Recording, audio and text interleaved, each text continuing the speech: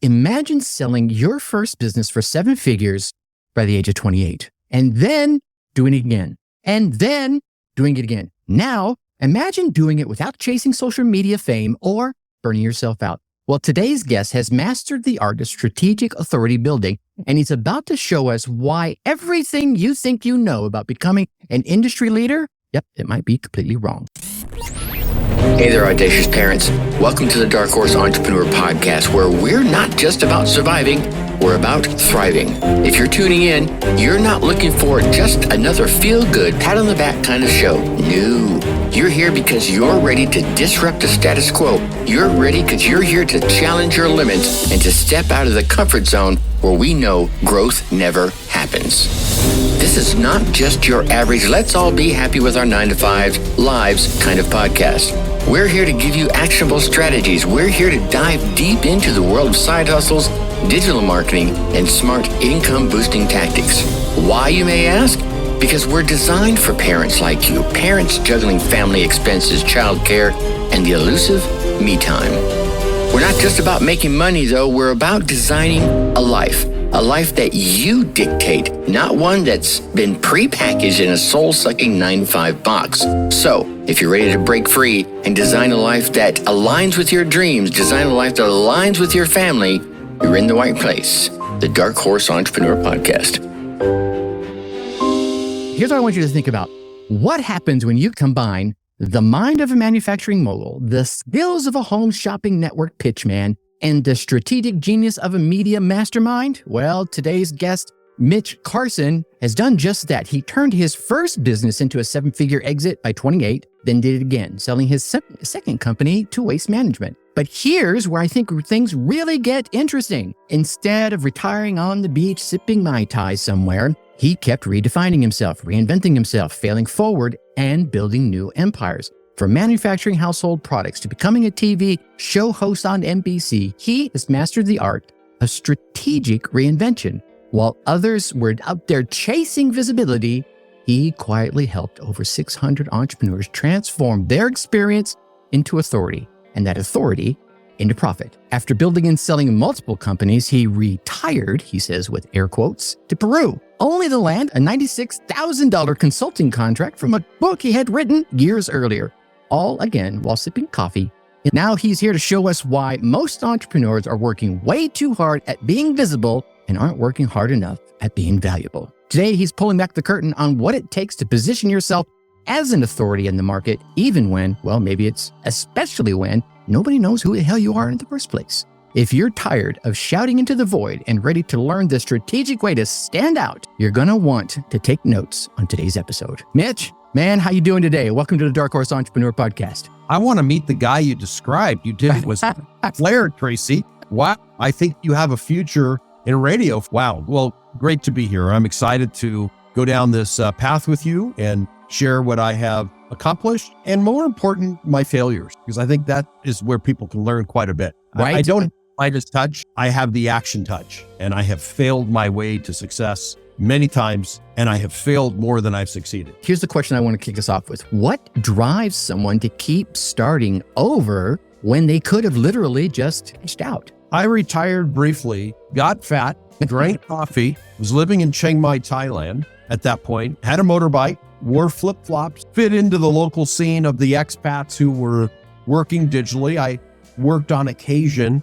When I say retired, I didn't fully retire where I sat and got drinks served to me by beautiful women with no tops. That wasn't the case. I was living in Thailand with my motorbike, which was great, and lived a free life, and then got incredibly bored. Mm-hmm. Did you catch that? Selling his first business for seven figures at the age of 28, and then doing it again and again. But here's what makes Mitch's story fascinating. It's not about getting lucky, and it's not about following some cookie-cutter formula. No, let me break down what real authority means in today's market. Most entrepreneurs think it's about the following. They think it's about having the perfect social media presence, posting 3 to 5 to 7 to 10 times a day, creating endless content, and chasing those viral moments. Okay, some of them have made success doing that. But Mitch's journey shows you something completely different. Raw authority isn't about being everywhere. It's about being valuable where it matters. It's about being valuable in the right places. Take a minute. Think about it. While others are out there chasing social media fame, trying to be the next Beast or Gary Vee, true authority builders are solving real problems. True authority builders are creating tangible results, building credible platforms, and establishing lasting impact. But here's where it gets really interesting, my friends. Mitch shares a moment that changed everything about how he viewed authority building. So I thought I was happy, and I bragged about how much money I saved by exposing a bag of laundry that was yay big. So it was about, let's say, 14, 16 inches tall, folded in a plastic bag, and I paid $1 for it. I disclosed that on my Facebook post. I said, this is the life I live. Look how inexpensive it is to live here, and I get to save all this money instead of having it laundered in Los Angeles, where I come from, and what I would have paid there. He responded, what happened to your mindset of wealth and abundance versus now you've turned into somebody who's focused on saving money, not making money? Struck me. Good question. Struck me. I said, wow, I have now become a cheap mindset person expat living in Thailand with all these other people who work on their laptops. Mm-hmm. I've had a very successful career, and I have downgraded myself. Not that there's anything wrong with what they're doing. Sure. That's fine for some people who've chosen that lifestyle. And I did choose that for a while. And I realized I'm not through yet. Okay. The Dark Horse Entrepreneur Podcast. Let me break that down for you. Let me break down why mindset shift is so crucial for you, my Dark Horse entrepreneurs, my parent entrepreneurs, just any entrepreneur listening to me right now. Go ahead, just take a second and pause, lean in, because I want you to hear me, because Mitch's experience in Thailand revealed something truly powerful. When you focus on saving money instead of focusing on creating value, you, my friend, are playing the wrong game entirely. Let me give you the practical framework for this. Let's call this the authority shift framework. Number one, stop counting followers. Please stop it. And then start tracking the problems that you've solved, the lives that you've impacted, the results you've created, and the value that you have delivered. Small, big, medium, whatever it is. And then number two, redefine your metrics. So instead of all your social media stats and your post frequency and your content calendar checkboxes, here's what I want you to focus on. Client success stories, real world impact, tangible outcomes, and industry recognition. Yeah. So let me give you a quick example. One of my clients was obsessed with growing her Instagram following. So many people out there are obsessed with it. She was posting 3 times a day, doing all the right things. But after 6 months of this, she had lots of followers, but no clients. Well, we flipped the script on this, and she started focusing on solving one specific problem in her industry.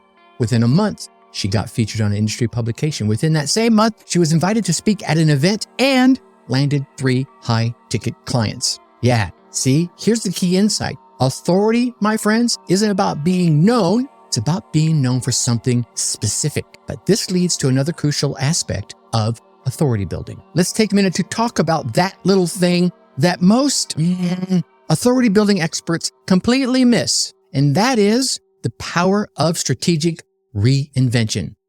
What is that, Tracy? Well, I'm about to tell you. You see, most people think that you need to pick one lane and stay in that lane forever. You're afraid that changing direction might hurt your authority. But what if I told you that strategic reinvention could actually amplify your authority? Yeah, that might pique your interest, right? Think about some of the respected authorities that you know out there. Richard Branson, well, he went from music to airlines. Elon Musk, big man. PayPal to space, and everything in between, X. And then there's Sarah Blakely, who went from fax machines to $1 billion shapewear. But here's where things really get interesting, my friends. These were not random jumps.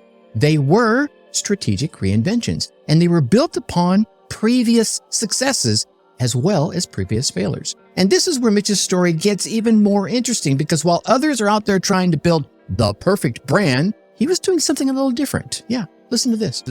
Everything is marketing. Without traffic, there is no business. When I was in manufacturing, how I got into that was by accident.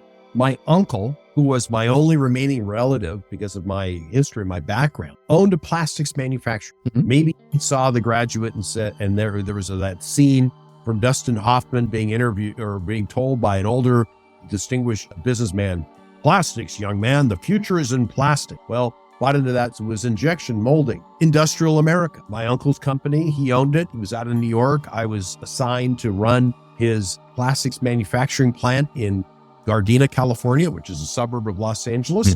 And I was given this task after I sold my recycling business to Waste Management. And he said, it's time you come and help me out because he owned multiple businesses. And I took on the task. I knew nothing about plastic, but I learned. Sure. And what I learned quickly is there are machines that have to be kept busy. When you're in manufacturing, you must run those machines. It's all about machine hours. Yeah. And it was a 24/7 operation. We ran 7 days a week, except for major holidays shut down. But the rest of the time, those machines had to run in order to cover overhead and, of course, yield a profit. Right. And they weren't at the time I came in.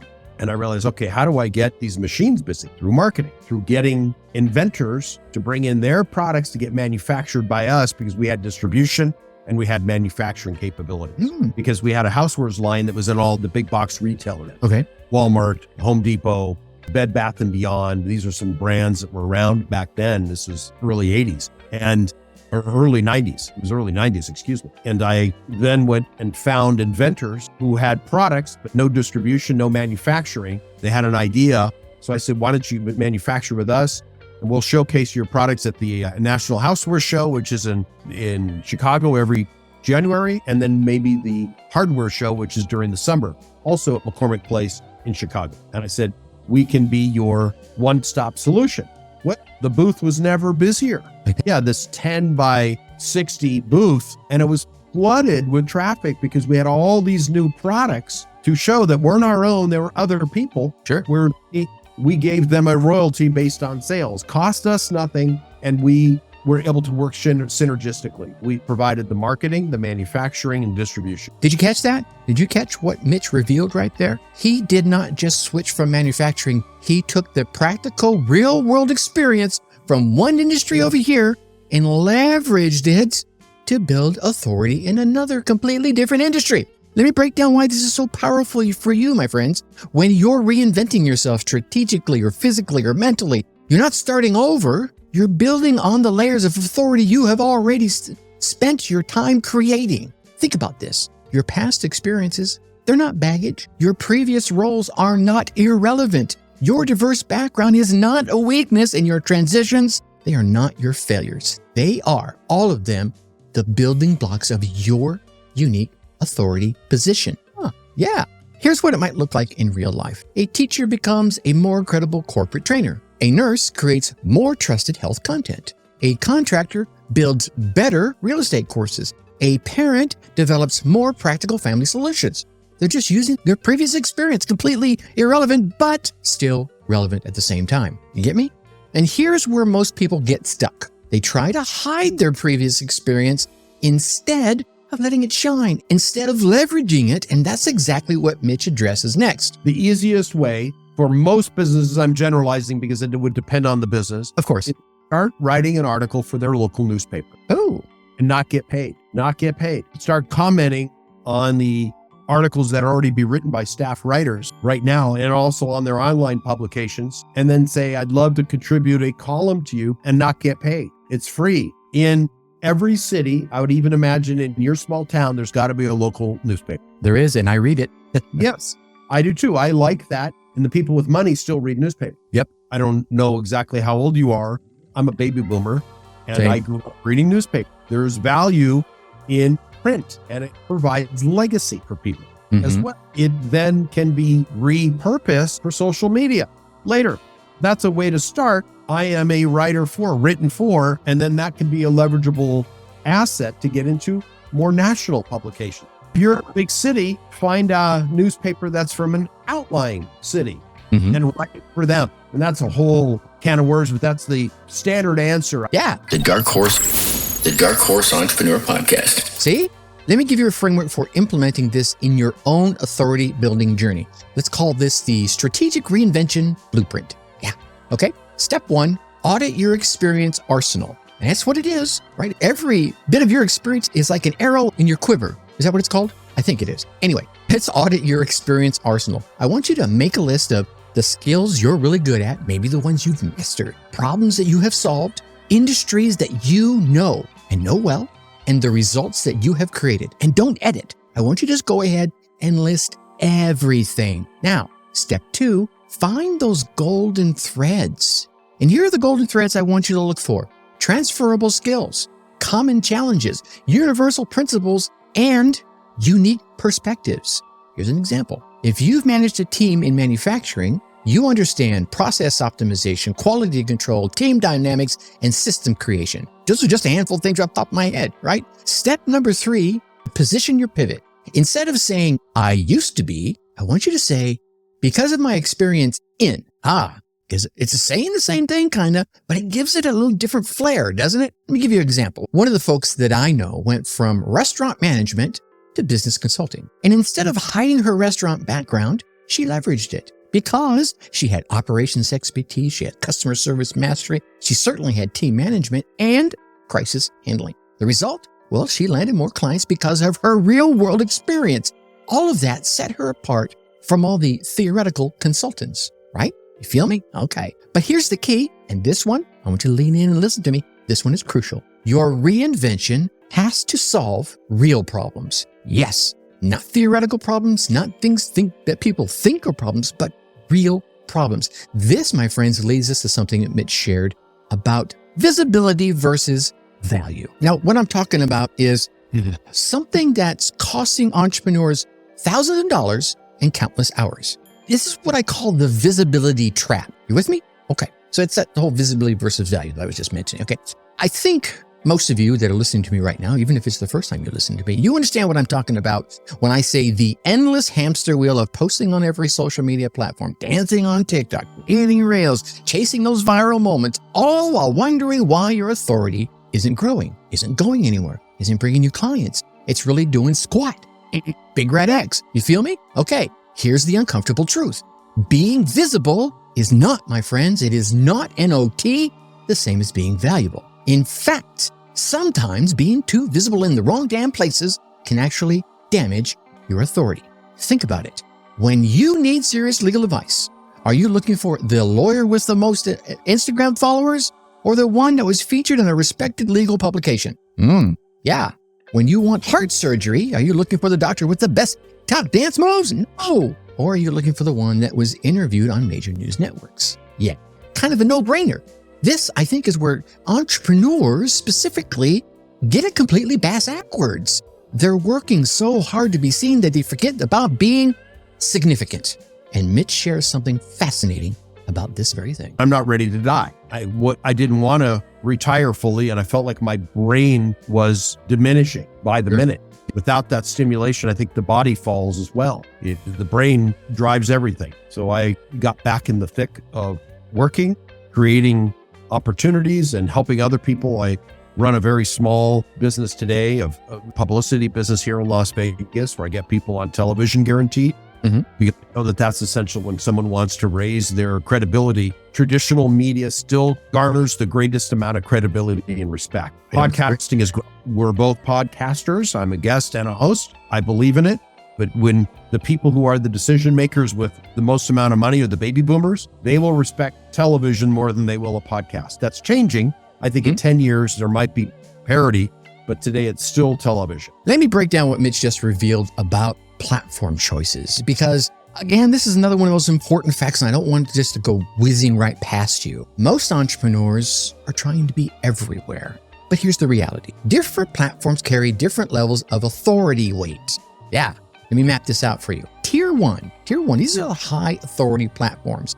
Traditional media appearances, industry publications, respected journals, and professional speaking stages. Tier 1. And we all know we've been to them. And if you haven't been to them, you probably should be going to them and reading them and checking them out. Tier 2. These are authority building platforms. These are things like publishing your own book, podcast guest appearances, industry specific websites, and professional associations. These are the places that people go to look for you. Tier 3. These are authority supporting platforms. Having a LinkedIn presence, a professional YouTube channel, industry focused blog, and an email newsletter, like the Dark Horse Insider. Yeah, okay. Do you notice something? Where did I mention social media? It certainly wasn't in the top tiers. Why? Because while it's great for visibility, it is not automatically building your authority. Think about it. Anyone can post on social media, but not anyone can get featured in Forbes or speak at an industry event or land a professional speaking stage. Here's where it gets interesting though. It's not about avoiding social media. It's about using it strategically. And Mitch explains exactly how this works. Well, you slipped and said author. Yeah. If they don't have a book, they're not the expert because the competition does. And even today, I'm in the process of writing a series of books on the public speaking business, including media. All the things that I deliver are going to validate and credentialize me in what I'm doing today. I've written 18 books in the past. Most are not published. I use them as tools to sell from the stage. You get my book that's not available anywhere else. Same here. So if you are, in fact, claiming, if you've got the expertise, you're the greatest basket weaver in the world. Right. You have a book to credentialize yourself, you're missing out. The book automatically positions you as an expert. A series of books in the category makes you almost untouchable because most won't go that extra mile. It's important. So you need the book, you need the media, as in being covered on network television, you need the radio, you need podcast interviews, as in plural, multiple, Right. to make sure that people, when they look at your site, Mitch was featured on the Dark Horse. Wow, he must be something. He was featured on Wish List, Joe Rogan's podcast. Right. He must be super important because they would associate me with Elon Musk, who's been on there, Mike Tyson has been on there, President Trump has been on there. The list is long. I think you have to go the extra mile, and being covered, also written up and have an article that has been about you in Forbes or the Wall Street Journal or all these other publications. I found in order to be the undisputed expert in my niche, I needed to check the right box. The Dark Horse Entrepreneur Podcast. All right, let me hand you another practical framework for implementing what Mitch just shared with you. I call this the value first visibility strategy. That's what you want to be focused on. Value first,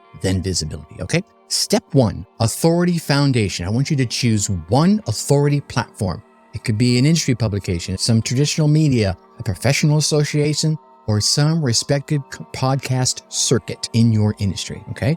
Don't tackle all of them, just master one first. Step 2, content hierarchy. Create your content in the following order. First, solve a real problem. This is always going to be first. This is the first step you got to take. You can't just have some brand new software as a solution sitting over there that you've never sold to anybody or never even beta tested it that solves the problem. No, all right? You're just going to have to throw money, I guess, right? Maybe that's a topic for another podcast episode. But first thing you want to do is solve a real problem. 2, document the solution. 3, share the process, which you've documented in the solution, right? And then 4, build case studies, which is a part of solving a real problem. Notice we've focused on value long before we even talked about visibility.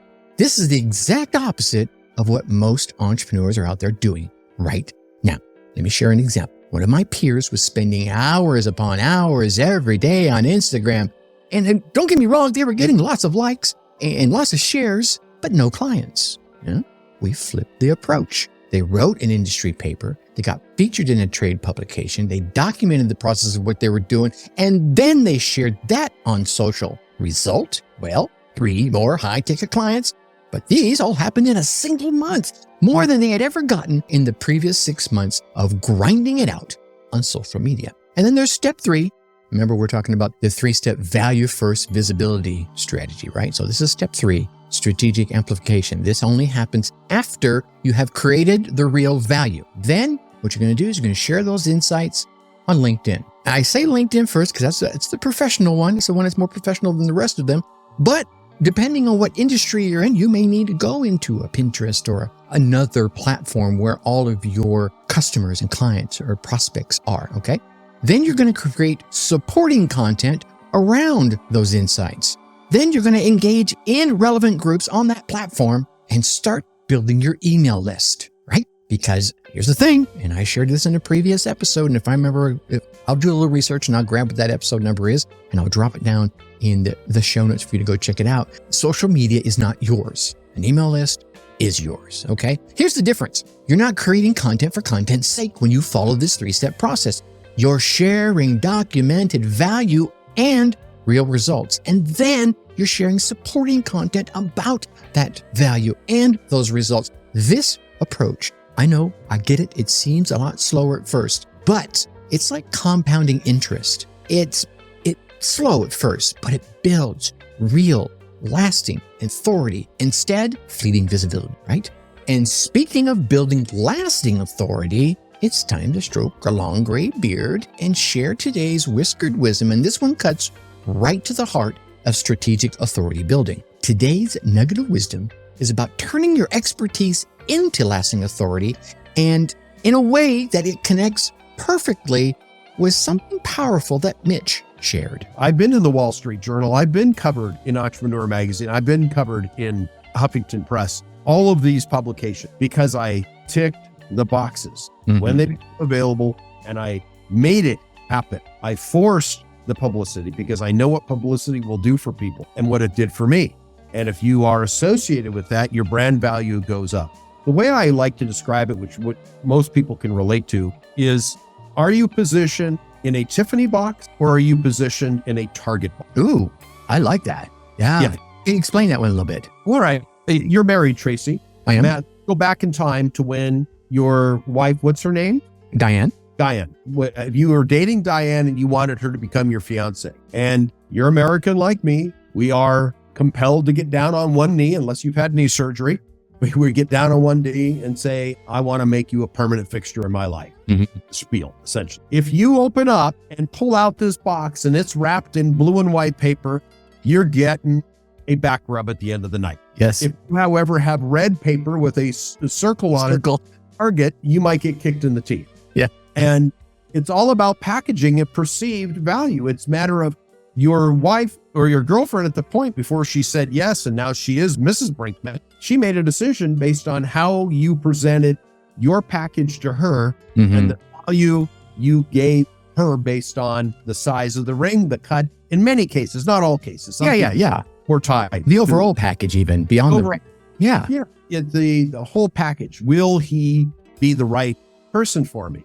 It matters. People buy the perception. Now, let me share some wisdom with you right now. Just like the wizard doesn't need every spell in existence that he has in his arsenal to be all powerful. I like wizards because I look like Gandalf. Okay. But they do need the master the right spells. You don't need to be everywhere to build your authority. You need to be significant in the right places. So here's your whiskered wisdom for today, my Dark Horse entrepreneurs. Your authority isn't built on how many places that you appear. It's built in how deeply you impact the people in those places you choose. Let that sit for a minute. Hit rewind. Listen to it again. Think about it like this. The wizard's staff becomes more powerful through intentional use, not random waving, right? You feel me? I was going to make a Hogwarts joke right here. I decided not to. Your authority grows the same way, through strategic, intentional actions. Here's your action step. And like all good wisdom, it's going to be powerful and simple. Take your best piece of expertise, that solution that you developed to that problem that you have solved, and turn it into something tangible. I don't care what it is. It could be a book. It could be a case study. It could be a document of the process. And then share those results. Because here's the deeper truth, my friends. While others are out there chasing that temporary visibility in the pan, you're building lasting authority. Remember this, just like the wizard's power comes from mastering the fundamental laws of nature and magic, your authority comes from mastering the fundamental principles of value creation. All right, my Dark Horse friends and family, I get myself all pumped up doing this stuff. Let's bring this home and recap the authority building gold that Mitch Carson has shared with us today. We discovered that real authority comes from strategic positioning, not endless visibility. No TikTok dances needed. Okay? Your past experiences are not your baggage. They are instead the building blocks of your next level of authority. Traditional media still carries more weight than social platforms, and value creation beats visibility every single time. Beats it to a pulp. If Mitch's insights resonated with you, and I'm hopeful that they did, You can watch the full interview over on YouTube. The link will be down in the show notes. And trust me, there is so much more value in the complete interview. Couldn't fit everything into today's episode. Just tried to peel out some gems for you. But before you go, I got something special for you. And I think it's really special. And I think you will think it's special as well. I know you're probably listening to this while you're thinking about all the content you should be creating and all the platforms you should be on. That's exactly why I created something specifically for my driven entrepreneurs just like you, my parental entrepreneurs just like you. You want to get weekly digital marketing strategies that focus on building real authority and not empty visibility? Well, I'm talking about practical, actionable advice that you can implement right away and grow your business. Heck, we're going to give you tips on how to pick a business for some of you that are just ready to start. Okay. So what you need to do is you want to head over to darkhorseschooling.com/newsletter and join the Dark Horse Insider Digital Marketing Newsletter. Every week, I'm going to send you some authority building strategies, some platform selection tactics, value creation frameworks, real world case studies. The list just goes on. And here's the best part. You'll be joining a community of other entrepreneurs who are just as focused on creating real value and building lasting authority as you are. So go over there, darkhorseschooling.com/newsletter, and I'll see you on the inside. So until next time, my Dark Horse friends and family, remember to keep building value, keep building your authority, and then think successfully and take action. Hey, my Dark Horse entrepreneur parents, thanks for tuning in. If this episode struck a chord, share it with a fellow parent hustler. Let's grow our tribe that thrives, not just survives. For more insights and a community that totally gets it, join our Facebook group at www.darkhorseschooling.com/tribe. Think successfully and take action.